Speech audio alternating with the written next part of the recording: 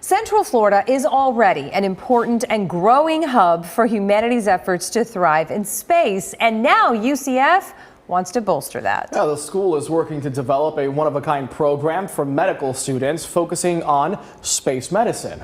I talked with the expert now tasked with creating the unique degree. Space everything, a little bit of aviation as well. Inside the University of Central Florida's College of Medicine. This one is probably one of my favorites, an old radiation detector from the Cold War. Dr. Manny Urquieta's love of space is proudly on the walls. I worked in Mexico City as a flight helicopter doctor for 2 years. From there to Ohio to Texas, and now Central Florida as UCF's new vice chair of aerospace medicine. You were brought here to start a space medicine program here at the University of Central Florida. So let me tell you why we're doing it here, because of the location. 2, 1, ignition. We're just 45 minutes from Cape Canaveral, where pretty much all of the launch and landing activity for orbital spaceflight happens. According to Space Florida, the aerospace industry has had a $5.9 billion economic impact on the state since 2007 and counting.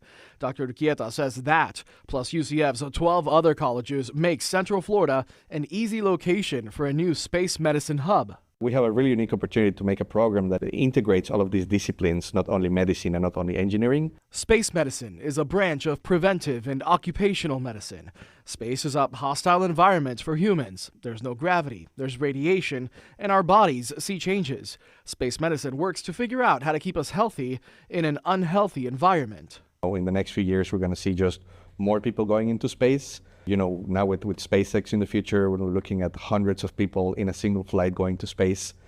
So I think the goal is that eventually we'll make spaceflight as easy as commercial flights. Creating a need for doctors who know how to treat humans before, during, and after spaceflight.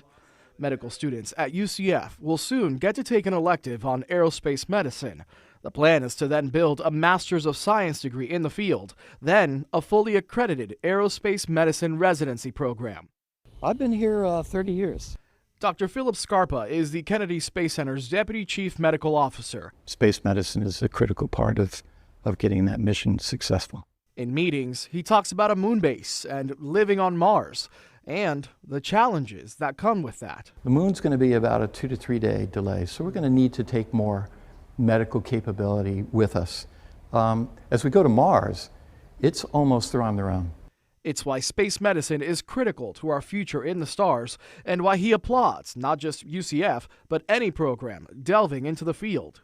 The more expertise, the more folks that are thinking about space medicine, the more folks that are solving the problems, is got to be an advantage to the field. The goal that we have is to be the prime academic center in the world that provides research, education, and clinical services for spaceflight and aviation.